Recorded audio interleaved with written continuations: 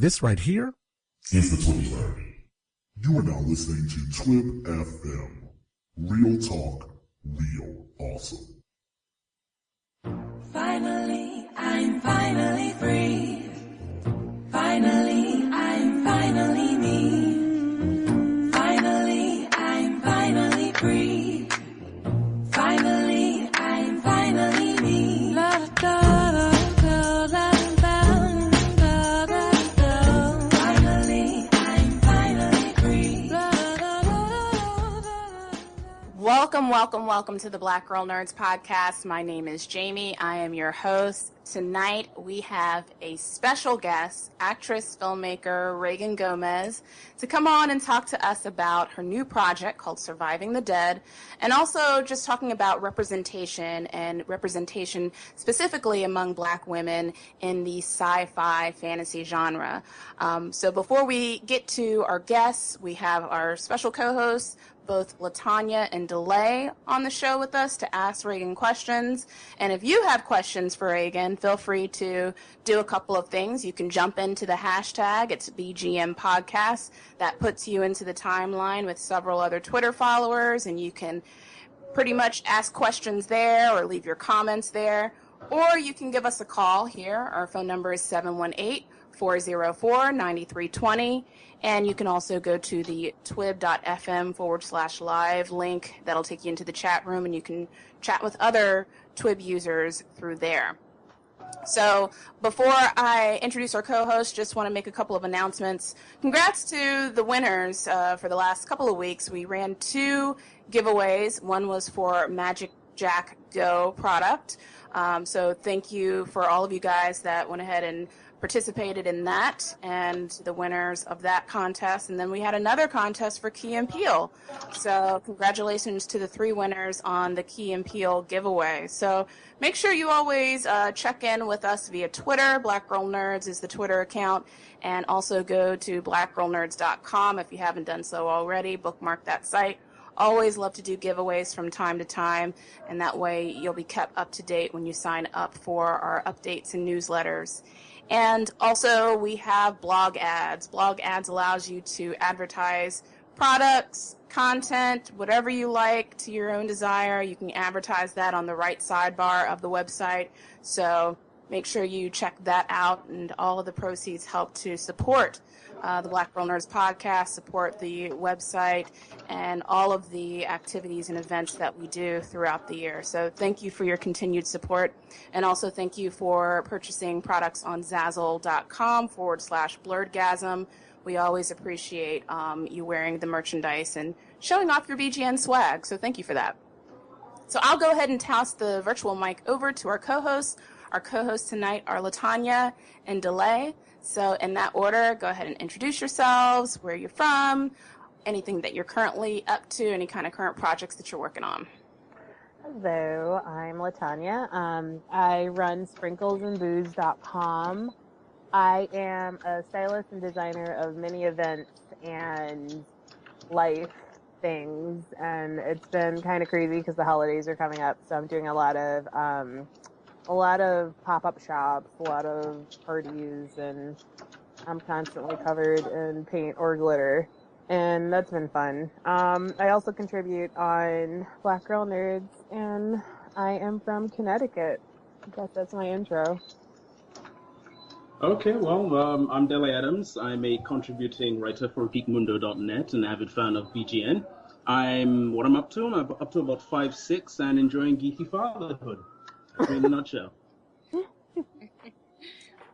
Awesome. All right, so I'm going to introduce our guest, Reagan Gomez. Reagan Gomez is an actress and writer known for The Parenthood, The Cleveland Show, and Jerry Maguire. Reagan currently raised $10,205 for her project, Surviving the Dead. She actually went over the amount that she was asking for. Surviving the Dead is about a mysterious flu that takes over the city, and Shayla is forced to flee with her younger sister, Lucy. They soon discover that the virus is a lot more than anyone could have ever imagined. Please welcome Reagan Gomez to the show. Thanks for having me, you guys. Thank you so much. Thank you so much for coming on. My first question to you is, what inspired you to launch this web series, Surviving the Dead? Well, this is actually my second web series. I've been an actress in Hollywood for about it'll be 20 years this year. We did the first season of The Parenthood in 1994. I was 14 years old, straight off the Greyhound bus from Philly. So I've been in the business for a very long time. So going from being a child actor to a young woman to a grown-ass Black woman in Hollywood, I've, noticed the lack of quality roles for women of color and particularly for Black women. And I just love the sci-fi genre. I love the thriller genre. I love the horror genre. And I feel like we are really underrepresented in these genres, but we're so supportive and we love these genres. So I had to get into it with my second web series. My first web series was kind of music based, and it was more, I guess it was actually based on my real family. So this show is a total, it's totally different from my first web series, and I'm really excited about it. Anyone who follows me on Twitter knows that I love The Walking Dead and anything horror and anything sci-fi. So this was like a perfect fit for me, and I'm really excited about it. Was there anything, because I noticed you do tweet The Walking Dead every week along with me. It's the first season I've been tweeting The Walking Dead live. Yeah. Nice. I love The Walking Dead myself, big fan. Did the show inspire you to create this series, or were you always a fan of that subgenre of horror? I was always a fan of the subgenre and the larger sci-fi and thriller genre. I've always been a fan. I'm an 80s baby, and one of the first memories I can remember of watching movies was my dad playing us the making of Thriller, just over and over and over. And me and my brother would sit there and watch the making of Thriller over and over. Actually, this past Halloween, I made my kids watch it on YouTube. But just the scary factor, and then seeing how they turned Michael Jackson into the wolf and how they turned him into the zombie, and the casting, and I loved it, and I've literally been a fan ever since then. So I've always loved the horror genre. And before I had my kids, like when I first got with my husband, when he was my boyfriend back in the day, I used to make him, every Friday we would go to Blockbuster, when there was a Blockbuster, and just buy tons and tons of horror movies. And he's like, who is this crazy girl that I'm with? But this is what I was into totally. And every Halloween, this is what I look forward to. AMC or whatever channel playing, Freddy or Halloween or Friday the 13th or The Omen or whatever. Like, this is what I look forward to. I have to lock my doors to make sure my kids don't barge in on some horrific scene. But this is I'm into this kind of stuff. So I'm happy to be able to do this. All right, Dele, I'm gonna toss it to you for your questions. All right.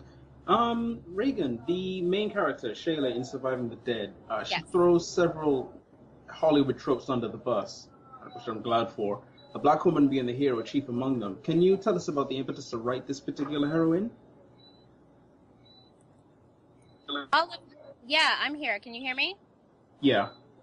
Okay. Well, all of my shows that I do on my YouTube channel are going to star women of color, and they're going to be the stars. So in this particular show, the star would be the hero of the show. And since we're doing a show about, zombies or infected people or whatever, our star is going to not only be the hero of the show, but she's going to be, I guess, the hero and the protector for her younger sister, which I don't want to give too much away, but her younger sister is very she's very powerful.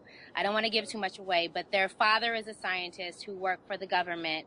And he's been preparing for the day of the outbreak of this mysterious virus.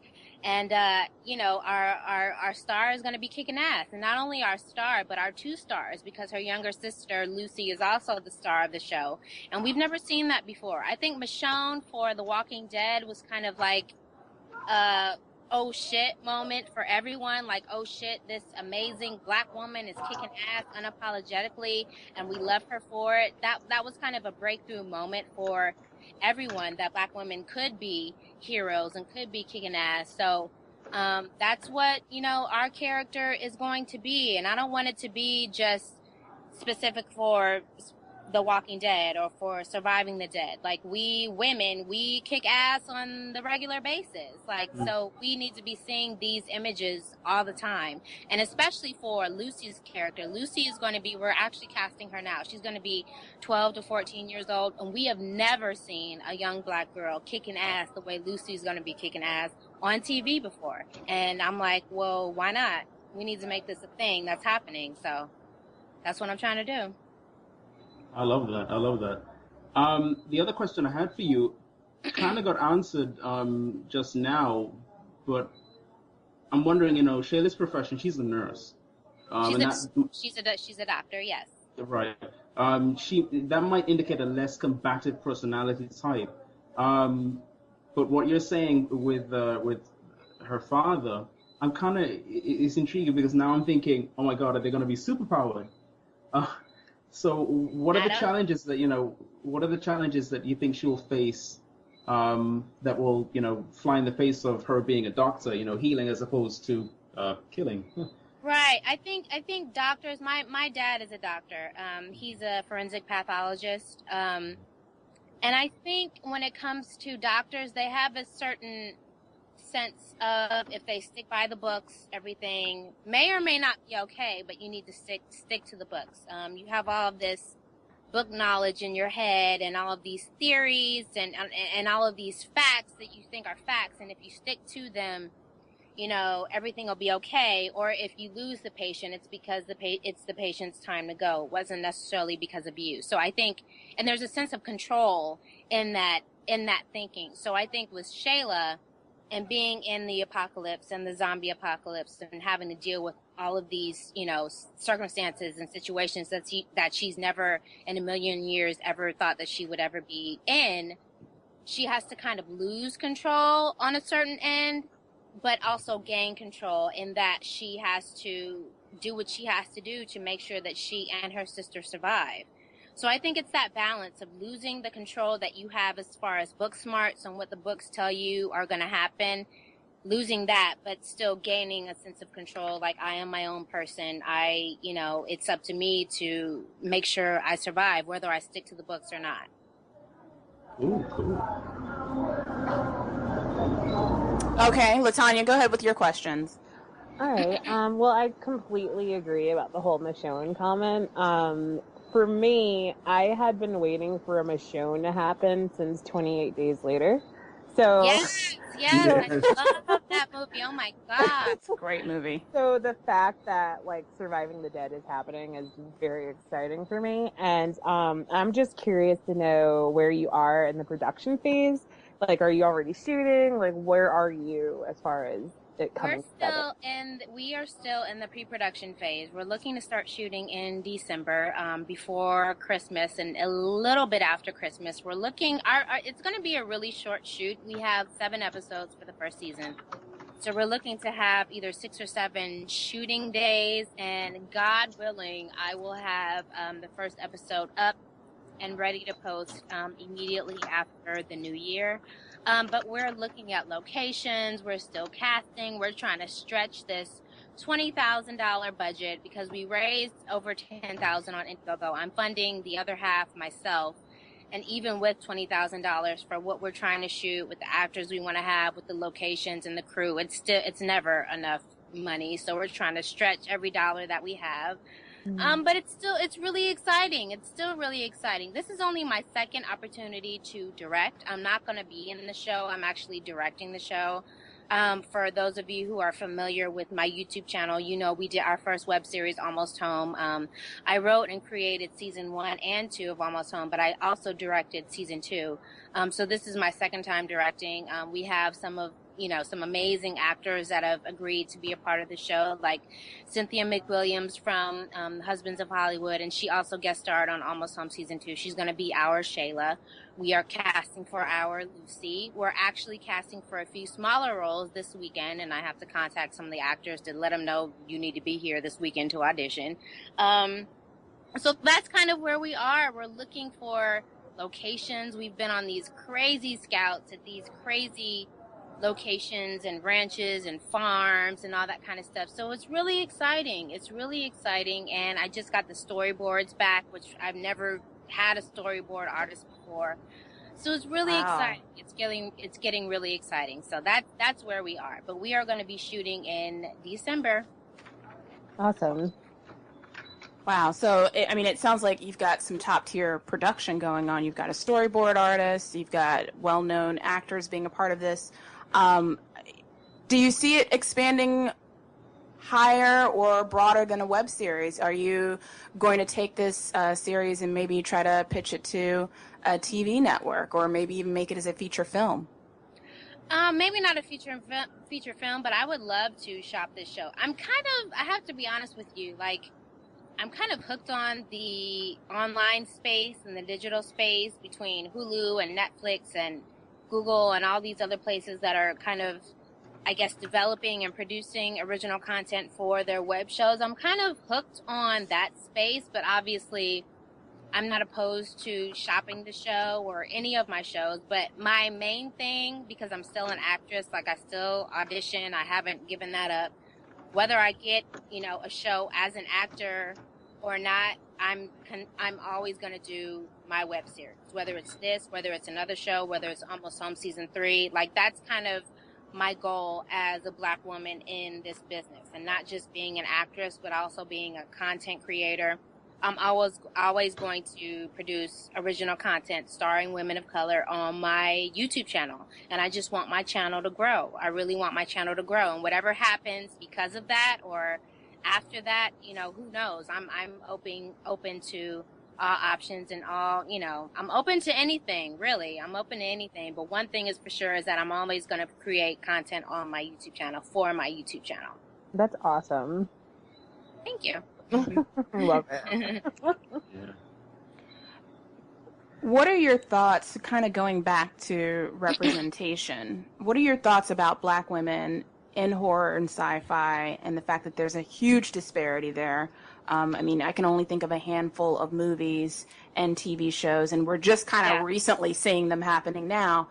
But what's your personal thoughts about why there's such a lack of representation, and even some of the TV tropes that are sort of put on Black women that we see on reality TV shows and just various shows today?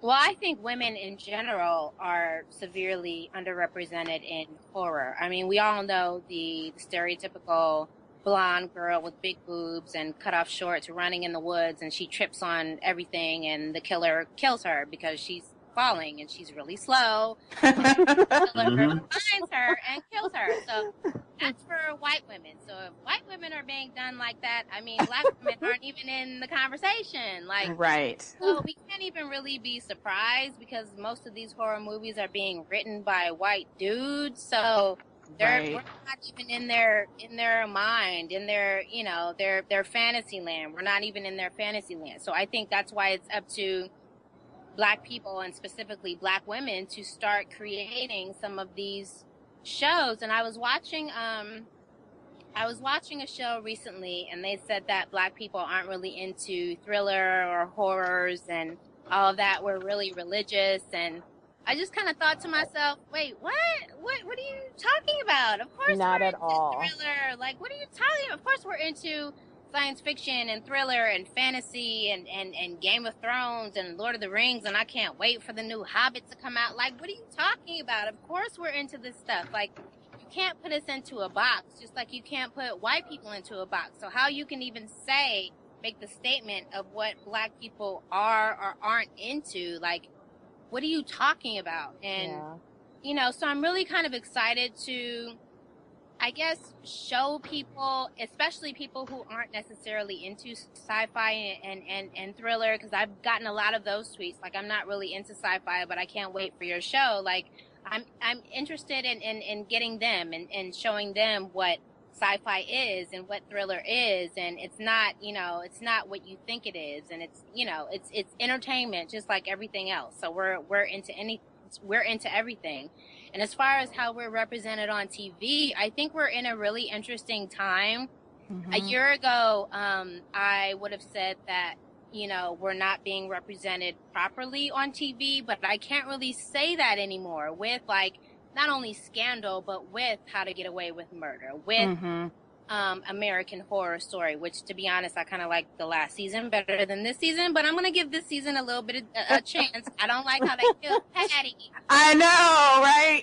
Patty, and no, I don't like it. I haven't seen the last episode. I have to catch up. But with that and with Blackish and even with some of the auditions I've been getting, it seems like networks are desperate to get Black content. And I actually did an HBO pilot last year that wasn't picked up. And I know of 4 different web series people who have like popular web series on YouTube or on their websites or whatever, who have been in, works with HBO. So even HBO is like desperate to find Black content. And I feel it's kind of the same thing with network TV because we are, unfortunately, I hate to use this word, but trendy, but that's how the networks kind of look at it with Olivia Pope and with How to Get Away with Murder and with being Mary Jane. And, we're kind of trendy right now. So, that's kind of where we are right now. That's kind of where we are. But I feel like unless we have more Black people and Black women and women of color in general in the creative space, making these shows, able to greenlight these shows, it's always going to be a trend instead of just the norm. So that's what we need to get to. Yeah. And, trends come and go. So. Right. Right. That's important. I'm glad you brought that up. That's important to point out that it does appear to be trendy right now, but I think that we need to focus and sort of take advantage of this moment by creating more content and working to be behind the scenes to still create some diverse content out there. Because in addition to what you had mentioned, Scandal and How to Get Away with Murder, we also have Sleepy Hollow, which is a really great show too. Yes. Yeah. And Gotham. Yeah, totally. So that's what I mean. Like we're hot right now. We're hot right now. So but it's about being more than just hot, and it's about making it the regular shit to go to. The regular, you know what I mean? Keeping it consistent too. Yeah. Before I toss it over to Dele for his question, I want to go to Twitter. We got a question from Lakia. Her Twitter name is Pirate Jenny. She asked, she's curious about the soundtrack for the show. What ideas are in the works? Well, as you guys know, we did a soundtrack for Almost Home Season 1 and Season 2, and we're really excited for the Surviving the Dead soundtrack. Obviously, it's going to be different because the genres are totally different, but all of the music will be original. We might do a soundtrack, I don't know, we're still kind of figuring that out now, but we're really kind of excited for it. It's kind of a new terrain for us as far as the kind of music we're going to do, all of that. So, look out for it. It's going to be amazing, and it's going to fit the show perfectly. And I'm really excited about it. So look out for it. All right, Dele, go ahead. Okay, my next question. It's clear that support is a huge part of what makes this and other indie projects like it work. What are the other things that we as the fans can do to get the word out and keep the ball rolling from this end? I think you just have to tell your friends and family when you find great shows online, because even the digital space is still fairly new. Even though YouTube has been around since 2006, 2007, as far as creating original content, and especially content geared towards people of color and Black people, it's still fairly new. So people are just now, within the last year and a half, catching on to web series. So I think when you find something that you like, it's important to share it with your friends and family. Because when you have a show like, for instance, Almost Home, if I go to shop it to someone, they're going to look at the numbers, and they're going to look at how many people have watched the show, and they're going to look at how many people like the show. So if you find a show that you like and you don't share it, well, you might be taking away from the numbers, and that's all these studios and networks and everybody kind of looks at. But then that's also a part of the hustle and grind, right? You working and you doing shows like this to kind of spread the word and work your show, basically. You're your own publicist.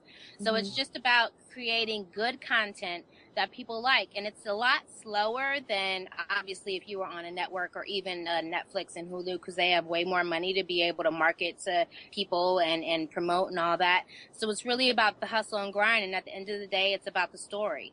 If your story is good, it may take a little longer, you know, you promoting it on your own on YouTube or Twitter or Facebook or Tumblr or whatever. But if it's a good story, it will get around. So what I would say is if you find a show that you like, that's a good show, share it. Yeah, cool. Another question, you know, after Marvel announced the Black Panther film, blurs and quite a few white nerds as well, you know, went nuts. Do you think that given the right amount of support, indie projects headed up by Black filmmakers can challenge the so-called big guns in the filmmaking arena? It's kind of hard to say, but I will say, as far as right now, there aren't a lot of rules in the digital space. Now, I'm quite certain that's going to change very soon because of how just vast the internet is and how many people are on, and especially because of how many Black people are on. We're online more than anybody else. We watch more TV than anybody else.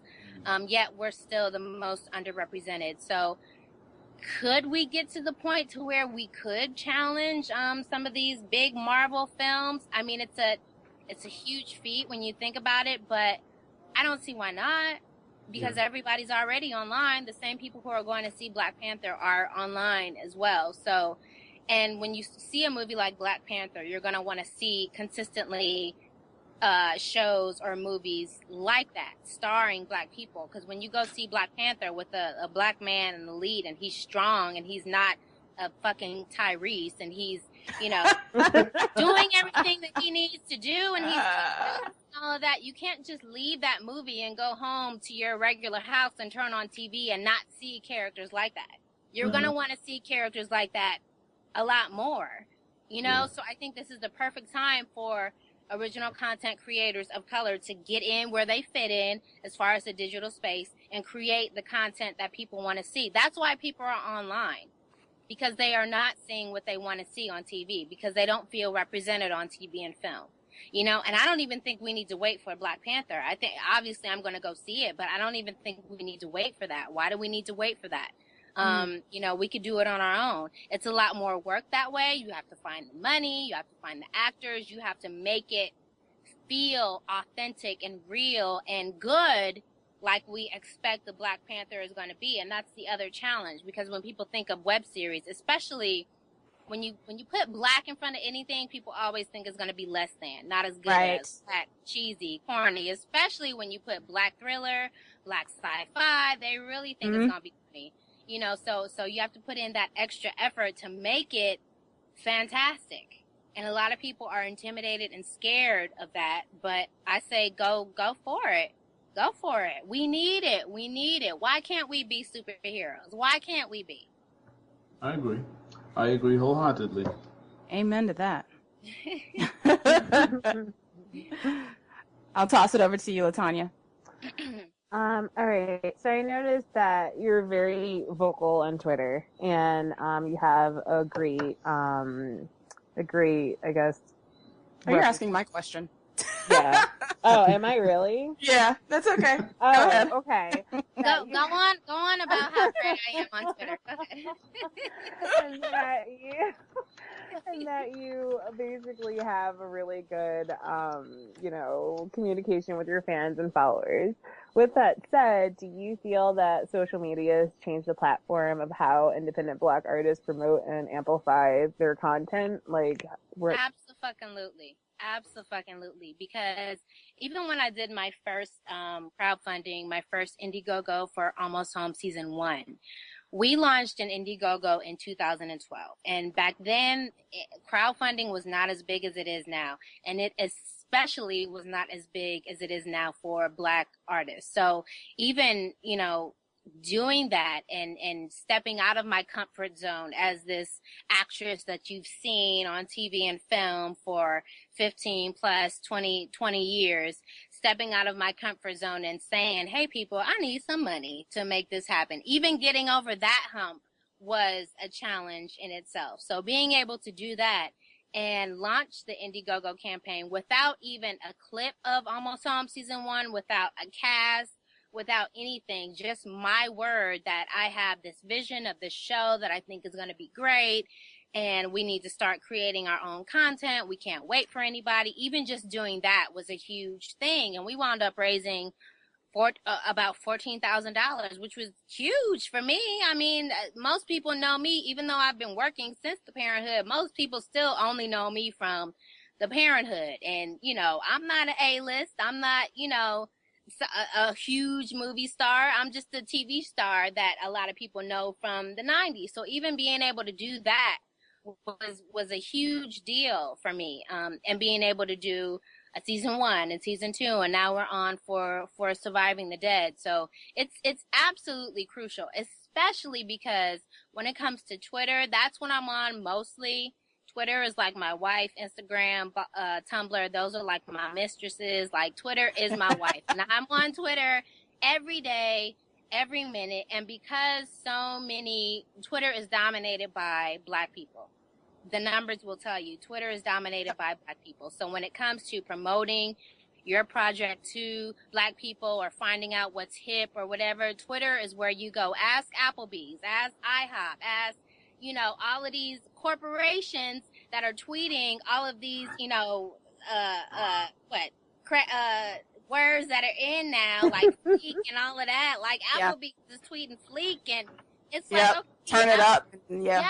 Yes, like Applebee's, your Facebook page does not look like your Twitter page, so they know exactly who's on Twitter, and so does everybody else. So it's all about capitalizing. So if you're doing a show that's about people of color or starring people of color and Black people, where else would you go but Twitter? And I think for me, I've been on Twitter since 2009.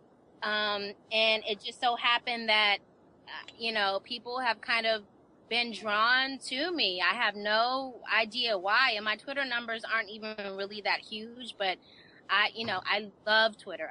Twitter's like my third kid. Like, I love Twitter. I can't see myself ever giving it up. And as long as I've been on Twitter, it gets more interesting for me every single day. So it's like, and you see now, like TV shows and movies, you have to have a Twitter account. Yep. You have to have a Twitter account. And it wasn't even like that even, a year and a half ago. Mm-hmm. So, right. And I think Scandal is one of the first shows who realized how popular and amazing and powerful Twitter is. So now everybody else is catching on, and it's only a smart business. It's smart business, and you need to be in touch with your fans anyway. Yes. Well, I'll tell you why, you're very popular on Twitter, because you engage. Yeah. I think that's the key thing. And certainly for you're someone that's in Hollywood, that's in the industry. And sometimes I see a lot of times I see celebrities that don't even engage at all. They'll either just put out promotional tweets, and occasionally they may tweet here and there. But I think it's important celebrities do engage with their fans, because that's the best way that they can get a lot of constructive feedback about the work that they do. I mean, outside of those trolls, but also it gives fans the opportunity to just be able to really respect the artists that they look at, whether it's on TV or film or digital media or print. Yeah. So I think it's important to engage. And even if you're not a celebrity, I just feel like engagement on Twitter is a really crucial thing. And I don't have a whole lot of followers either, but I love to engage with every person that tweets with me, just because it's fun. And I think too, actors are so kind of not controlled, but you kind of are when it comes to your agents and your managers. You hear so many stories of, especially now, of actors and musicians, whatever, saying the wrong thing on Twitter and getting dragged on Twitter. Like, that's a real thing that people are afraid of. And when it comes to someone like me, right? So I'm a Black woman, I'm an actress, so I'm tweeting about my shows and all that, but I'm also going to tweet about feminism and being a Black feminist and the racism that Obama experiences and all of these taboo issues that your agent and manager who don't really know you or give a fuck about you anyway, they're really going to tell you not to talk about this kind of stuff. So they're really, really late in the game as far as how powerful social media is, right? They don't even, it's just now that agents and managers are kind of realizing, okay, this is kind of powerful. And if we use it the right way, then we'll get, you know, the result that we want. But if our person starts, you know, going rogue and talking about other issues, and if you have a black woman, she's going to talk about black issues. She's going to talk about woman issues. So that already gives agents and managers and studios kind of a pause, you know what I mean? But you have somebody like Jesse Williams, who's on one of the #1 shows on TV. He's always talking about Mike Brown. He's always talking about Trayvon. He's always talking about racial disparities and structural racism and all this kind of stuff. So that shows that you can talk about real issues as well as your project, because you cannot just be promoting your project. That's not how it works. Now, a lot of people do that, and that's fine. But the point of Twitter and being on social media, a lot of other shit is happening besides your show that comes on every Thursday night at 8 o'clock. Exactly. A lot of other shit is happening.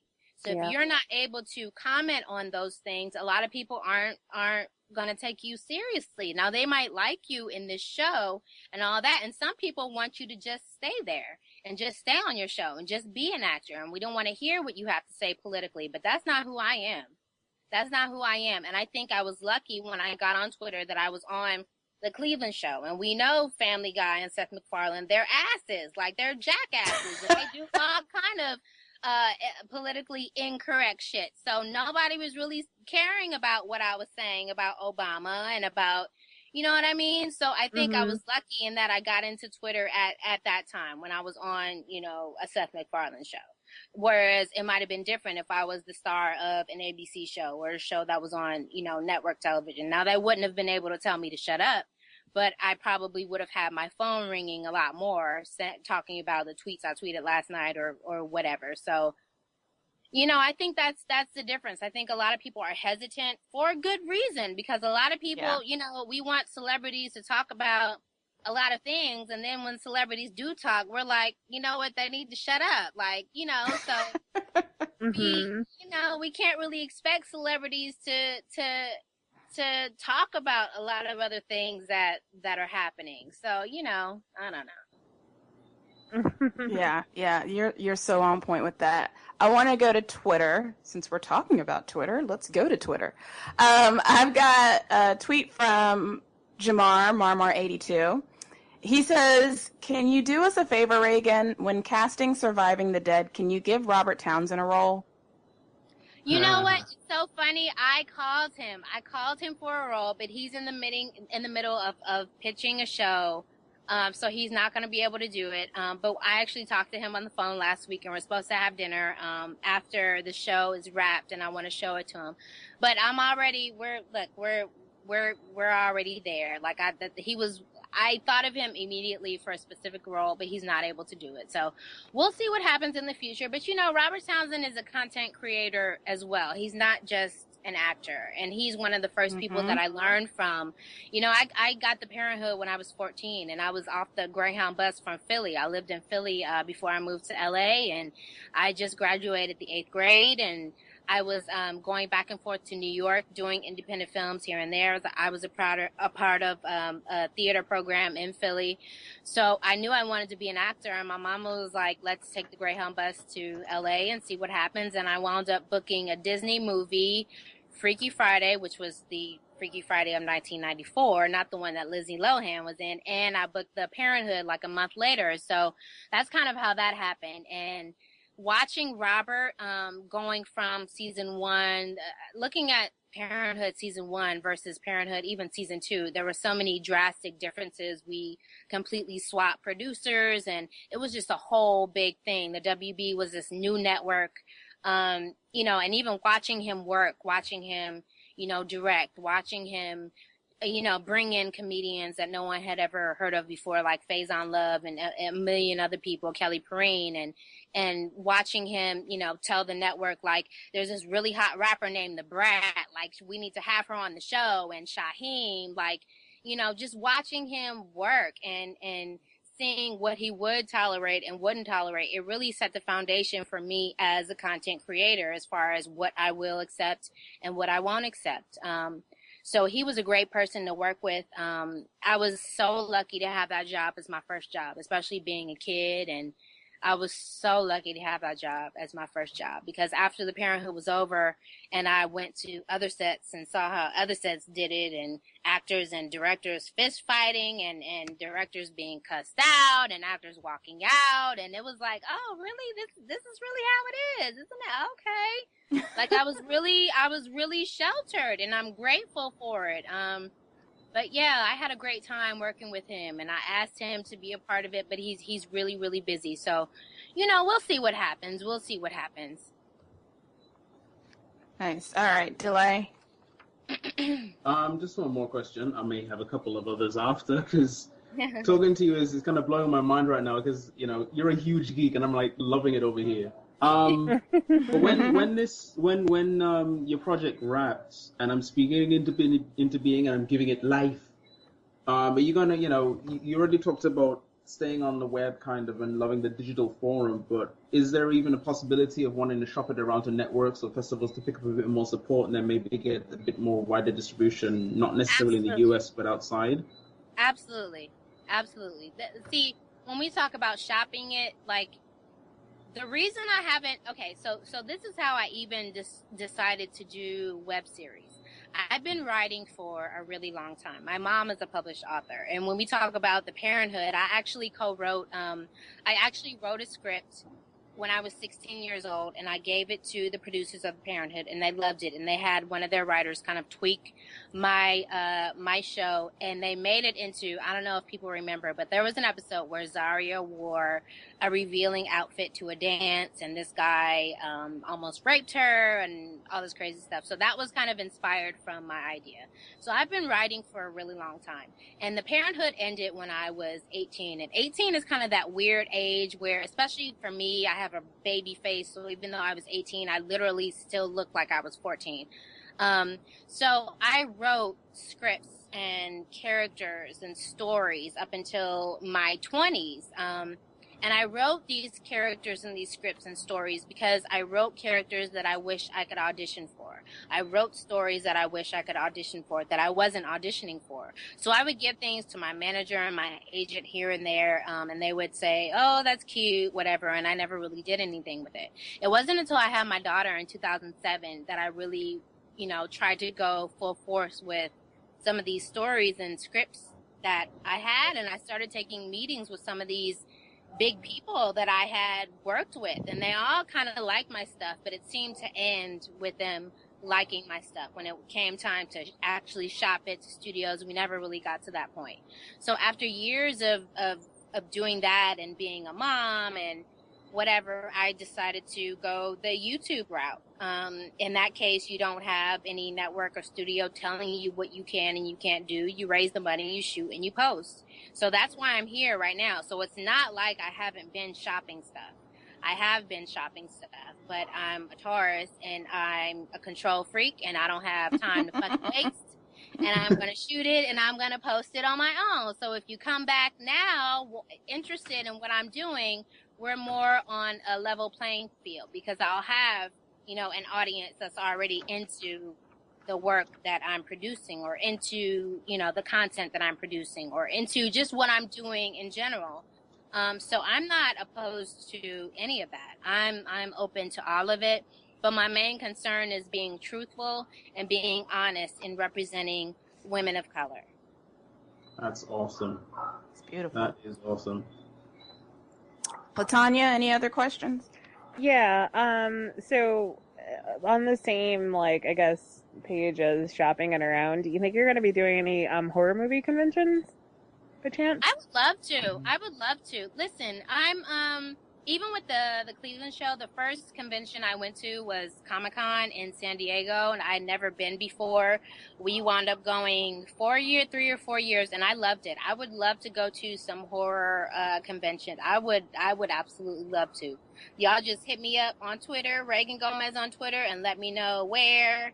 I would absolutely love to go. That'd be awesome. What a great con to go to? Your first con is San Diego Comic Con. It was like so the biggest one. Oh my God, it was so dope. So wait, me and my husband are in the car going, and we're like, wait, is this comic books? What is this? Like, the Cleveland show wasn't a comic book. What is this?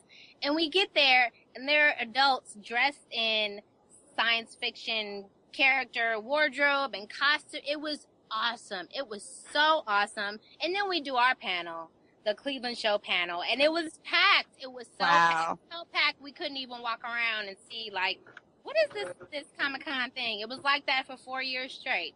It was like that, literally. So when I watched, like, The Walking Dead, and, like, I remember, oh God, what was that vampire movie that all the teenagers liked and was so annoying? Twilight. They were there one year, and, like, so it's not just about comic books. Like, they have, Right. like, TV shows, like, they have movies there, and it was crazy. I loved it.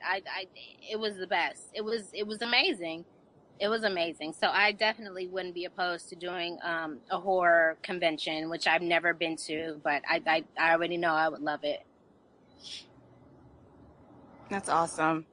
What, because you had mentioned earlier that, you know, you're married, you have a family, and here you are doing the films as well. So what advice do you have for budding filmmakers that want to balance that family, that work-life balance with starting their own content, whether it be films or whether it be comic books or being a writer, and also being able to balance family at the same time? Any advice for young content creators out there? I would say it's never the right or perfect time. You just have to do it. Like, literally, my son is in the next room taking a nap, and I'm praying to God he doesn't wake up in the middle of this. My daughter, I'm in my closet right now with the door closed. My daughter is out there watching Mr. Peabody on the DVD. Like, you just have to do it. You just have to do it. And I have an amazing husband. He's in the room with my son trying to keep him asleep. So it's not like I'm here by myself, but you just have to do it.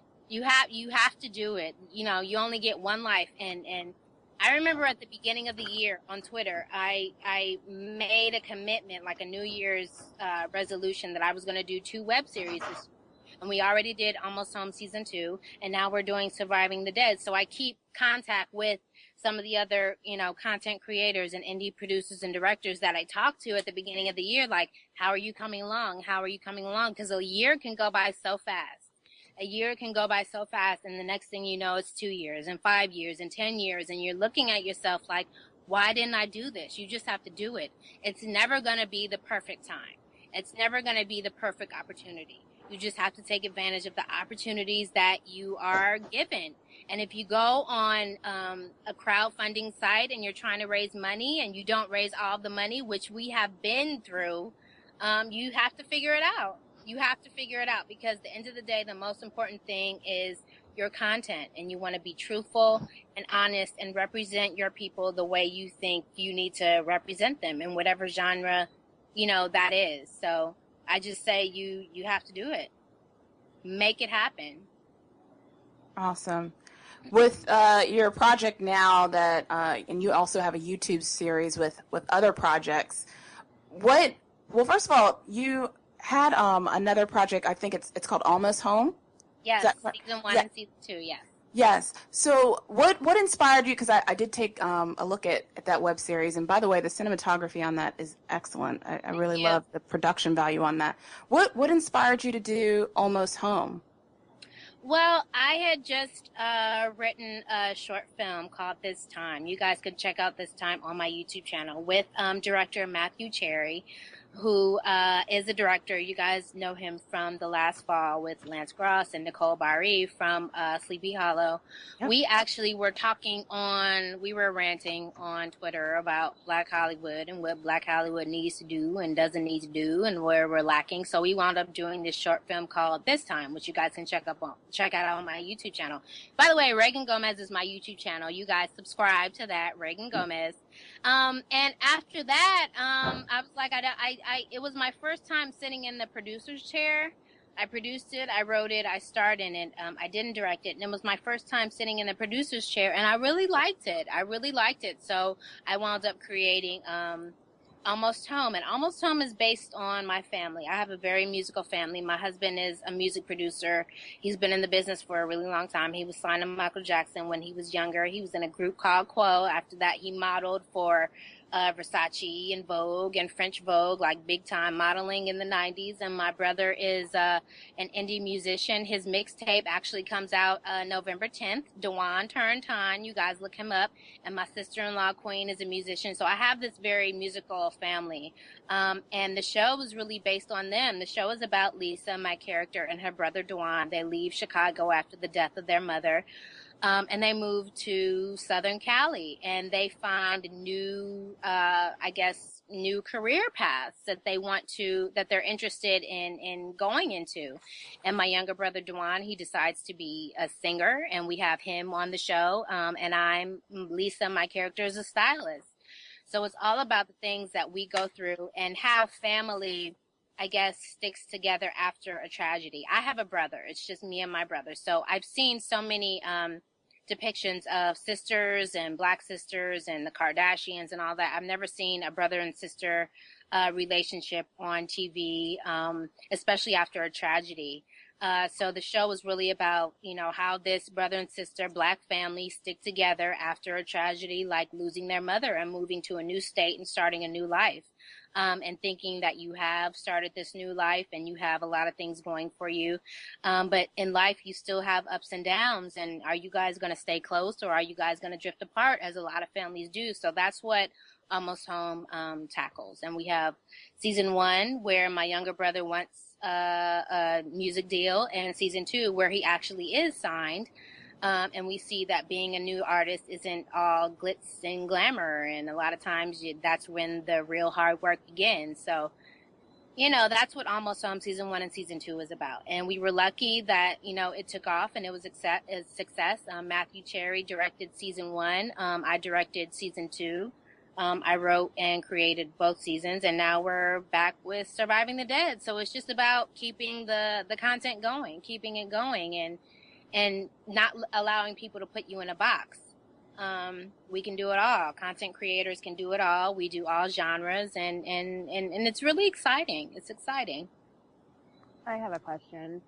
Why do you think so many aspiring creatives and content creators, especially Black content creators, give up on their dream? Why do you think they just stop altogether? Because I think life comes at you. I think people are working their real 9-to-5 jobs, trying to pay the bills, and it can definitely become difficult. It can definitely be difficult. And when it comes to artists, because we're artists, right? We writers, directors, musicians, we're all artists, and you already have that stereotypical view of what artists are. We don't make no money, we're poor, we're all this kind of stuff, and a lot of that shit is true.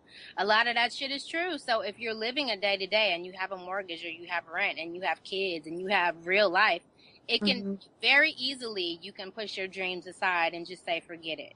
Especially if you don't have the support of your family. If you don't live somewhere like New York or LA. If you live somewhere like, I don't know, Wisconsin or Montana or whatever, and no one is trying to make films or whatever, it can seem so out of touch, so out of reality that you just give up. I mean, hell, there are even people in LA who've given up because it is that hard.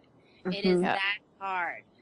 It's difficult, especially for content creators of color, especially for women of color content creators. It's so hard. It's so difficult. Life gets in the way, but you have to push through it. You have to push through it. A lot of people aren't meant to do this because a lot of people want and it's the same with being an actor. These kids nowadays, they see that with a lot of these reality stars, you can be famous for doing nothing. And that's why you want to be an actor. Well, do you want to be an actor because you want to be famous, or do you want to be an actor because of the art, because you want to act? Because there's so many actors out there who are making an okay living and you have no idea who they are. Is that what you want to be, or do you want to be a Kardashian? And it's no shade to the Kardashians, but there are a lot of people out there who are hooked on fame.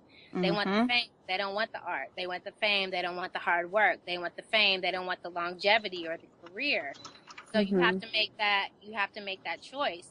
And even when you do have, you know, someone like myself, for instance, who's already been on a TV show, who's already been in movies that have been in, you know, the movie theaters or whatever, I'm still hustling. It's still a grind.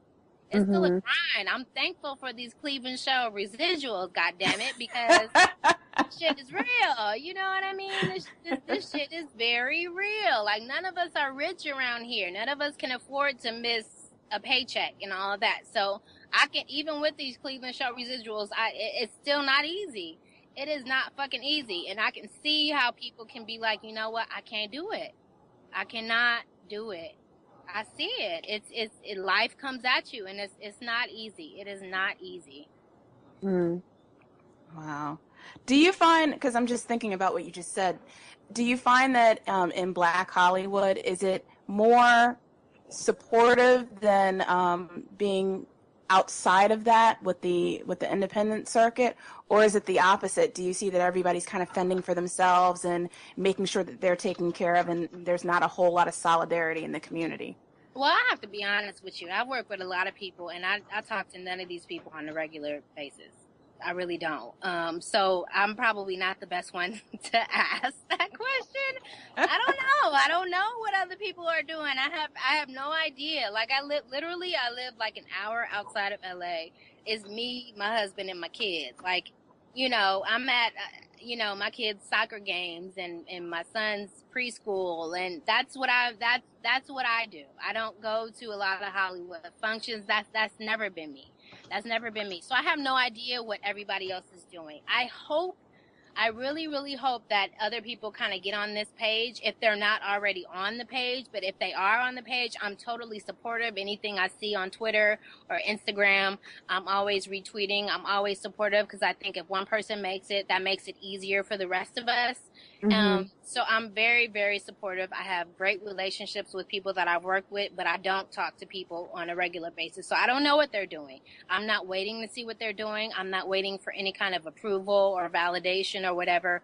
I'm just doing, it's not even doing me, because I have a bigger picture. You know what I mean? I want to find undiscovered Black women actors out there. I want to find Black women DPs. I want to find Black women producers out there. So that's what I'm thinking about. You know what I mean? I can't wait on what other people are thinking or what other people are doing, or if they'll like what I'm saying or what. I can't. I'm grown. I'm not waiting for anybody. You know, that kind of got a question in my mind going, like, how tough is it to avoid these sort of Tyler Perry expectations from Hollywood insiders and actors and other people who, you know, I guess, you know, they you meet with them and they like your vibe, and then they ask, you know, what are you working on? And you say, I'm working on this sci-fi project, and they kind of, you kind of get that look like, I don't want to do that. I want to be famous. I want to do, you know, a Tyler Perry-ish kind of, which is why what you're doing and programs like Blackish is so important. Right. Well, I think they're throwing those out of the window, but, you know. Right. Well, I think it's kind of goes back to what I said. You can't really be, you can't really care what people think when it, you know what I mean? You can't really care what people think. You can't really care what, and even if it's the fans to some degree, because when the show comes out and 90% of your fans are telling you it sucks, then they might be on to something. Your shit might actually suck, but no, but at some point you kind of do have to be in your own head about, I have to make stuff that I like, and you have to be so narrow-minded in the creative process, because if you start thinking I have to do stuff that other people like, then you're going to start being you're not going to be honest with the vision that you have, and you're going to start copying other people. It's like the radio with songs. Like, if one song works, then music producers and music execs are telling everybody you need to make a song like that, instead of letting the person be organic and make the music that they want to make. So you kind of have to tune people out at a certain extent, and like, I don't ask you for your opinion because I don't give a fuck about your opinion. Whether you like my shit or not, I'm gonna make my shit, and the people will tell me if they like it, and that's all that matters. I hope that answers your question. Oh yeah. Oh yeah. Reagan, you keep it real. Can I just say? I mean, you really do. And like everybody on Twitter is like, I'm waving my church fan, Pastor Reagan. She is preaching right now. Like you really said some on point stuff. So thank you so much for coming on. Really, this was such a gem listening to your advice, your wisdom.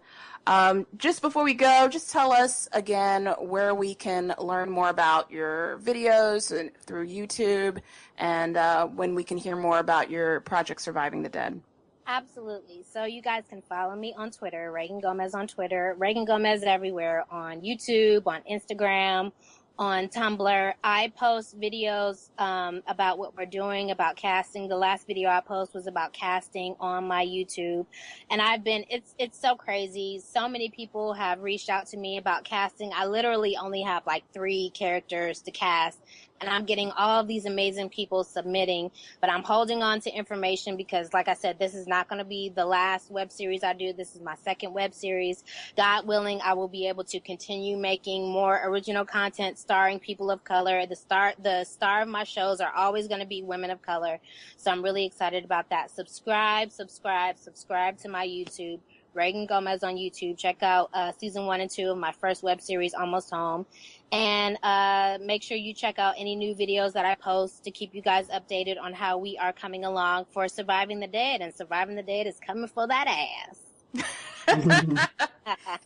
And Reagan live tweets Walking Dead, so you'll see her on Twitter tonight. I have like an hour. Yes, I need to bathe my kids and feed them, and yes, get ready. Get ready.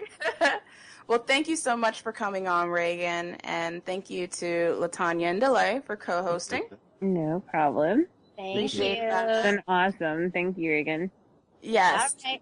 Thank you. And next week on our podcast, we are going to have Eric Dean Seaton. He is the creator of Legend of the Montamaji. So it's a new comic book that features characters of color. So please tune in for that. Sunday, 7 p.m. next week. Thanks, guys. Take care. Bye. Take care. Finally, I'm finally free. Finally,